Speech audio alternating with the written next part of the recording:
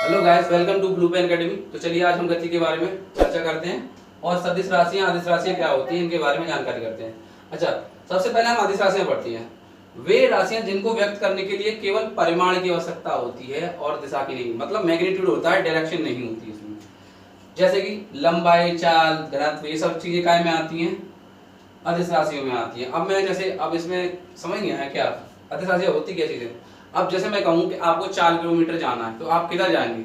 आपको कोई दिशा पता है? कहीं पे भी जा सकते हैं 4 किलोमीटर। तो उसमें कोई दिशा तो दे नहीं रखी, लेकिन 4 किलोमीटर जो मापना है वो बता दिया, तो वो क्या है? वो परिमाण ही हो गया जो मापना है, उसी को क्या बोलेंगे? अदिश राशियां कहलाएंगे। लेकिन अगर मैं बोलूँ सदिश राशियों की, अब जैसे बल है, जैसे कि वे राशियां जिनको व्यक्त करने के लिए परिमाण के साथ साथ दिशा भी दी जाती है, उसे क्या बोलते हैं? उन्हें सदिश राशियां कहलाती है। जैसे कि बल, बल क्या चीज होती है? अब जैसे मैं किसी पे फोर्स मारूं तो क्या होगा? मैं कहीं ना कहीं डायरेक्शन लगाऊंगा, कहीं ऐसा तो है नहीं कि ऊपर डायरेक्शन की, मतलब जब भी इनकी बात होगी तो वह डायरेक्शन के बारे में बात करेगा। तो इसमें वे राशियां जिनको व्यक्त करने के लिए परिमाण के साथ साथ दिशा भी होती है और मतलब सदिश राशियां कहलाती है। और इनको है ना गणितीय साधारण विधियों द्वारा जोड़ा नहीं जा सकता, इनको गणितीय साधारण विधियों द्वारा जोड़ सकते हैं। तो अगला जो इसके बाद हम पढ़ते हैं गति, और गति के प्रकार, विस्थापन क्या होता है। चलिए,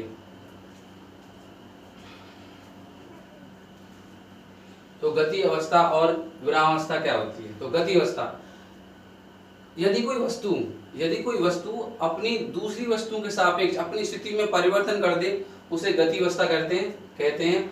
और अपनी स्थिति में परिवर्तन ना करे, उसे क्या बोलेंगे? विरामावस्था कहते हैं। ठीक है। अच्छा, जैसे अगर मैं बोलूं कि कोई कार चल रही है ना, कार यहाँ खड़ी है और यहाँ पे कोई मान लो कोई ऑब्जेक्ट है और भी बहुत सारी चीज सराउंडिंग में, और यहाँ से मूव कर जाए, यहाँ से दूर हट जाए, तो मतलब इसने अपनी स्थिति चेंज कर ली ना। पहले यहाँ थी तो यहाँ से यहाँ आ गई, तो इसने अपनी स्थिति में चेंज कर लिया, तो ये क्या है? गति अवस्था में है। अच्छा, विरामावस्था में क्या होती है? कोई चीज अगर खड़ी है, पड़ी है, वहीं रखी है, तो क्या हो जाएगा? वो विरामावस्था में होगी। जैसे कि मैं बोलूँ कि मेज, किताब, जो किताब है पाए में रखी है मेज पे, तो क्या हो गया? वो विरामावस्था में होगी। अच्छा, इसके बारे में अब आगे करते हैं। गति कितने प्रकार की होती है? चलिए, गति और चाल में बहुत सारे लोग परेशान होते हैं क्या होता है, लेकिन अभी हम पढ़ेंगे इसके बारे में। लेकिन पहले हम गति के बारे में पढ़ेंगे, उसके बाद हम गति के बाद चाल को देखेंगे और भी चीजें देखेंगे। चलिए, तो गति में कितने प्रकार की गति होती है? तो सबसे पहले गति होती है रेखी गति। रेखी गति, तो रेखी गति क्या होती है? रेखी गति या फिर बोले स्थानांतरित गति है ना। तो चलिए, अगर कोई ऑब्जेक्ट सीधा चल रहा है तो क्या होगा? वो रेखी गति करेगा। ठीक है। चलिए, अब इसके बाद होता है अनियमित गति कौन करता है? अच्छा देखिए, जिसका कोई हम प्रिडिक्शन ना कर पाए कि वो कहाँ उड़ रहा है। जैसे हमें बोलूं कि कोई मधुमक्खी है, तो मधुमक्खी कैसे उड़ सकती है? क्या वो सीधे उड़ेगी? नहीं उड़ेगी, वो टेढ़ी मेढ़ी उड़ेगी ऐसे। या फिर कोई भंवरा है, भंवरा भी ऐसे ही उड़ेगा, टेढ़ा मेढ़ा। तो ये क्या है? अनियमित गति है, रैंडम मोशन है। ठीक है। चलिए, अब इसके बाद पढ़ते हैं वृत्तीय गति। तो वृत्तीय गति क्या होती है? वृत्तीय गति क्या होती है? कोई वस्तु अगर अपने किसी ऑब्जेक्ट के सापेक्ष घूम रही है तो उसे क्या बोलेंगे? वृत्तीय गति। या कोई चक्कर लगा दे किसी चीज का, तो क्या करेगा? वो ऑब्जेक्ट क्या कहलाएगा? वृत्तीय गति में कहलाएगा। चलिए, इसके बाद आता है क्या? इसके बाद आएगा एक समान वृत्तीय गति। चलिए, वृत्तीय गति हो गया। इसके बाद आएगा दोलनी गति। देखिए, दोलनी गति क्या होता है? दोलनी गति क्या होती है? जैसे आपने पेंडुलम देखा होगा, तो वो क्या करता है? दोलन करता है, ऑसिलेट करता है, ऑसिलेशन। जैसे ये ऐसे कोई दोलन है, ऐसे कोई, या फिर आप झूला देखा होगा, झूला भी ऐसे सीसो वो ऐसे करता है, तो दोलन गति। इसके बाद आती है घूर्णन गति। घूर्णन गति क्या होती है? घूर्णन गति क्या होती है? जैसे कि लाइक लट्टू है ना अपने अक्ष पे, मतलब लट्टू है ना अपने अक्ष पे ही तो घूमता है। तो ये क्या अपने अक्ष पे घूमता है, और ये ऐसे भी घूमता है, लेकिन अपने अक्ष पे घूमता है, उसको क्या बोलेंगे? घूर्णन गति। वैसे तो लट्टू दोनों गतियां करता है। जब लट्टू को घुमाएंगे तो पहले तो वो ऐसे घूमेगा और फिर धीरे धीरे अपने अक्ष पे भी घूमेगा, यहाँ पे ऐसे, तो क्या होगी? वो घूर्णन गति होगी। चलिए, अब हम पढ़ते हैं मोस्ट इंपोर्टेंट पहचानने का तरीका कि कौन सी गति सदिश राशि है, कौन सी चीज सदिश राशि है, कौन सी अदिश राशि है, ठीक है। कौन सी राशि अदिश राशि, कौन सी राशि सदिश राशि है।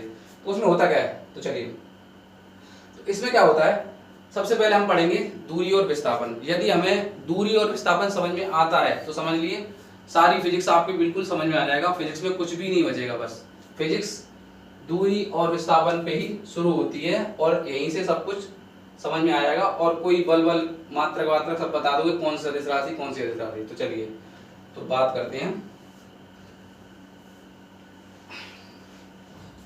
सदिश राशि और अदिश राशि को कैसे पहचानते हैं। चलिए अब इसकी बात करते हैं। चलिए, तो गति में होता क्या, सबसे पहले आप देखिए, इसमें देखते हैं सबसे पहले होता है दूरी और विस्थापन। अगर आपने ये समझ लिया दूरी और विस्थापन क्या चीज होती है, तो आपको फिजिक्स समझने में कोई भी प्रॉब्लम नहीं होगी। तो चलिए, दूरी क्या होती है, जैसे मान लीजिए कि यहाँ पे मैं खड़ा हूँ और मैं किसी को बोलूँ कि जाओ बेटा कि दुकान से कुछ सामान ले आओ, और दुकान है यहाँ पे, तो लड़का जाता है, यहाँ से गया 10 मीटर चला, यहाँ पे 5 मीटर चला, फिर यहाँ 20 मीटर चला, है ना, कैसा गया, टेढ़ा टेढ़ा गया, है ना। तो अब अगर मैं इसको अगर ऐड करूँ तो कितना हो गया, 10, 5, 25, तो कितना हो जाएगा, ये 35 हो जाएगा, 35।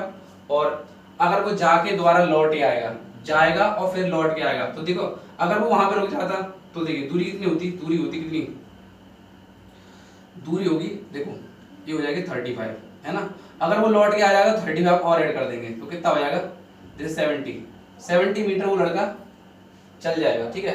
चलिए अब मैं विस्थापन की बात करता हूँ। विस्थापन क्या होता है, विस्थापन हमेशा सीधा ही होता है। तो देखिए अगर मैं कहूँ लड़के को कि भाई जल्दी जा दुकान से सामान लेके आना, तो वो दुकान पे जाएगा, सीधे जाएगा और सीधे टकरा के सीधे लौट जाएगा सामान लेके, तो क्या होगा, तो देखिए यहाँ से देखिए दूरी कम होगी नहीं होगी, बिल्कुल होगी। कितना हो गया, मान लीजिए आप ये मान लीजिए यहाँ पे हो गया लाइक 25 मीटर हो गई, क्योंकि भाई सीधी बात है शॉर्ट में जाएगा तो फिर दूरी तो कम ही रहेगी, और 25 ही लौट आया। अगर विस्थापन की बात करता हूँ,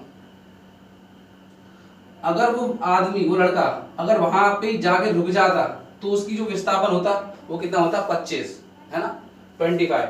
यदि वो जा करके अपने पॉइंट पे दोबारा लौट आता है, यदि वो जा करके अपने पॉइंट पे दोबारा लौट आता है, तो इसको क्या बोलेंगे, तो उसका विस्थापन क्या होगा पता है, 0, क्योंकि वो अपनी जगह से हिला ही नहीं, ठीक है।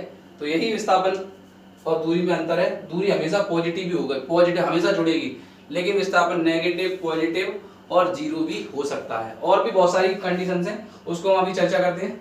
चलिए दूरी और विस्थापन में अंतर समझते हैं। तो देखिए, दूरी किसी गतिमान वस्तु द्वारा तय किए गए मार्ग की लंबाई को दूरी कहते हैं। और इसमें क्या होता है, किसी गतिमान वस्तु द्वारा मार्ग की न्यूनतम दूरी को विस्थापन कहते हैं। मार्ग की जो लंबाई हो वो सबसे कम हो, उसके क्या बोलेंगे हम, वो विस्थापन कहलाएगा। अच्छा देखिए, ये कैसा होता है, केवल परिमाण, ये हमेशा क्या होगी, जुड़ेगी, हमेशा टेढ़ा मेढ़ा कैसे भी जाओ जुड़ेगी, ठीक है। तो चलिए अब इसमें क्या होता है विस्थापन, इसमें क्या होगा, परिमाण और दिशा दोनों होती हैं। देखिए अभी हम एग्जाम्पल देंगे तब समझेंगे, ठीक है। अच्छा ये क्या सदिश राशि है, सीधी बात है, जब परिमाण ही दे रखा तो सदिश राशि होगी। अच्छा ये क्या होगी, सॉरी अदिश राशि होगी। इसमें परिमाण और दिशा दोनों है तो ये क्या कहलाएगी, सदिश राशि होगी, सीधी बात है। चलिए तो ये क्या होती है, ये सदैव धनात्मक होते हैं क्योंकि हमेशा जुड़ती है। और ये कैसे होगी, धनात्मक, ऋणात्मक, शून्य, कुछ भी हो सकती है, इन तीनों में से कुछ भी हो सकती है। चलिए तो हम बात करते हैं कि विस्थापन और दूरी में एग्जाम्पल्स समझते हैं, कौन कौन सी एग्जाम्पल्स होते हैं। तो चलिए इंपोर्टेंट्स जो आते हैं उनके बारे में बात करेंगे। चलिए दूरी और विस्थापन में क्या होता है। तो चलिए जैसे मेरे पास कोई मान लीजिए एक मार्कर है और मैंने इसको 2 मीटर फेंक दिया और 2 मीटर जाके नीचे हाथ में आ गया, तो दूरी कितनी हो जाएगी, तो दूरी कितनी होगी बताना, दूरी होगी 2 मीटर ऊपर गया और 2 मीटर नीचे आया तो कितना होगा, 4 मीटर दूरी हो जाएगी। कोई दिक्कत बिल्कुल नहीं है ना। तो चलिए अब मैं विस्थापन की बात करता हूँ।